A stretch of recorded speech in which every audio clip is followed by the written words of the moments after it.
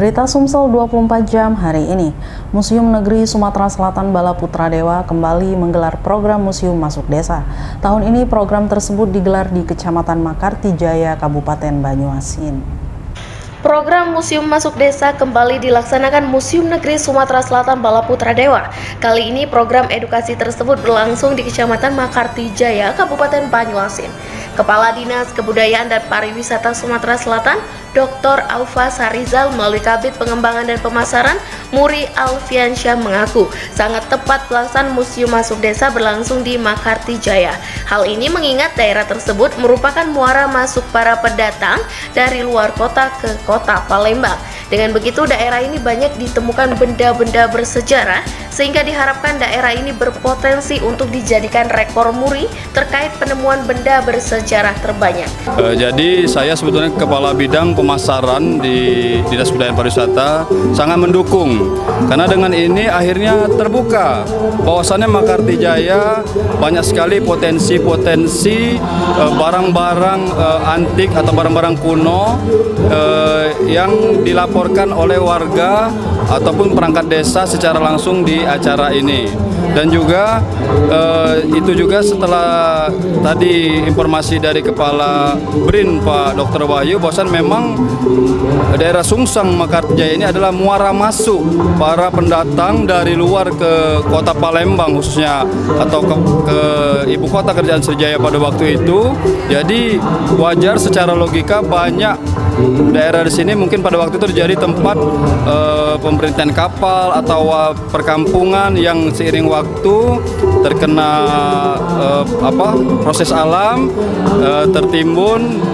Tapi tadi potensi itu sangat bagus. Hanya dengan menggali 1 meter banyak sekali barang-barang yang ditemukan. Kepala UPTD Museum Negeri Sumatera Selatan Haji Chandra Amprayadi mengatakan, di daerah pesisir ini banyak sekali temuan berupa keramik, gerabah, dan kemudi kapal. Ini menunjukkan bahwa di daerah ini terdapat banyak benda peninggalan sejarah dan sangat disayangkan kalau tidak dipelihara dengan baik.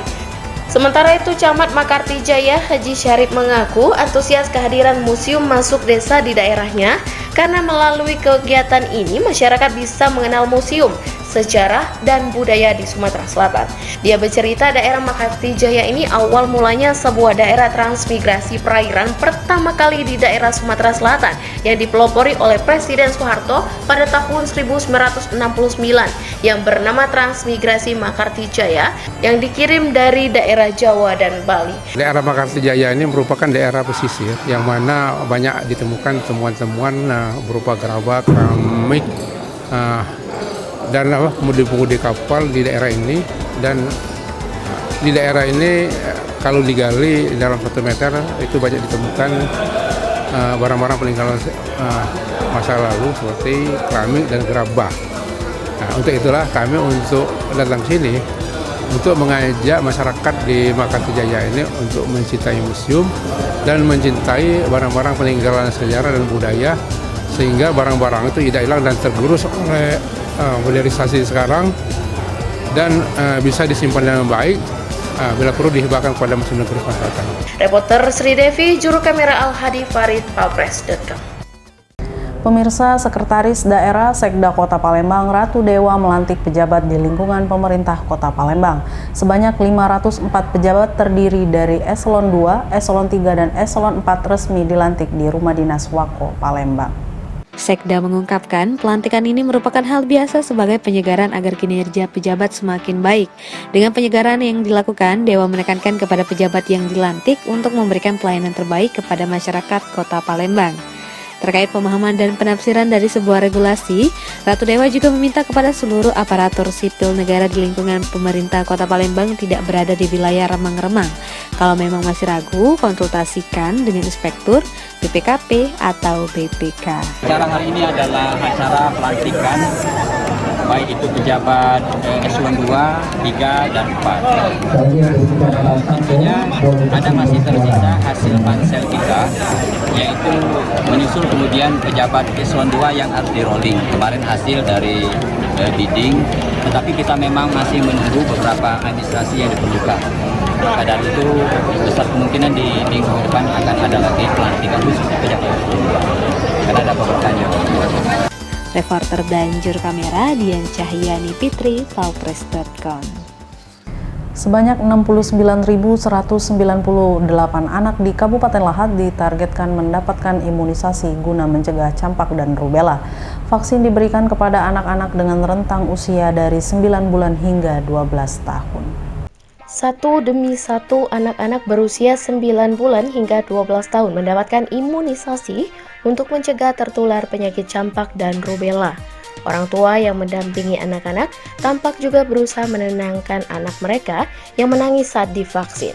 Kegiatan itu berlangsung di Gedung Pertemuan Setda Pemkab Lahat dalam rangka Bulan Imunisasi Anak Nasional 2022.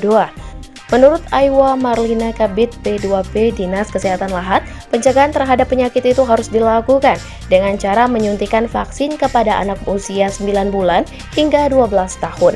Dijelaskan oleh Aiwa, target imunisasi kali ini berjumlah 9.198 jiwa. Dalam waktu 1 bulan, pihaknya harus menyelesaikan imunisasi agar menciptakan kekebalan terhadap penyakit campak dan rubella pada anak. Sementara Lidiawati Ciujang, tokoh perempuan Lahat, mengatakan, sebagai orang tua hendaknya dapat mempersilahkan anaknya menerima imunisasi untuk kesehatan anaknya, karena campak dan rubella disebabkan virus yang dapat menginfeksi anak dan biasanya hanya terjadi 1 kali. Kalau di saat launching ini ada 75 anak, namun sasarannya ada kurang lebih 26.000 anak. Kalau untuk ini anak-anaknya juga divaksin juga? Anak-anak sudah divaksin sejak umur 9 bulan ya, sampai dengan usia 12 tahun atau di bawah 12 tahun, 3 kali vaksin. Reporter dan juru kamera Bernard Albar, Palpres.com. Berita terakhir Sumsel 24 jam hari ini. Anggota Ditreskrimsus Polda Sumsel berhasil mengungkap miras oplosan. Dalam operasi ini, anggota menyita 715 botol yang siap diisi miras oplosan. Usaha anggota Ditreskrimsus Polda Sumsel dalam mengungkap produksi minuman miras oplosan berbuah manis. Dalam operasi tersebut, anggota menangkap Abin Marpala yang tertangkap tangan sedang memproduksi miras oplosan di rumahnya Jalan Perjuangan, Kecamatan Alang-Alang Lebar, Palembang, Kamis kemarin. Dalam operasi tangkap tangan ini, anggota menyita 715 botol dan sejumlah bahan serta alat yang digunakan untuk membuat miras oplosan.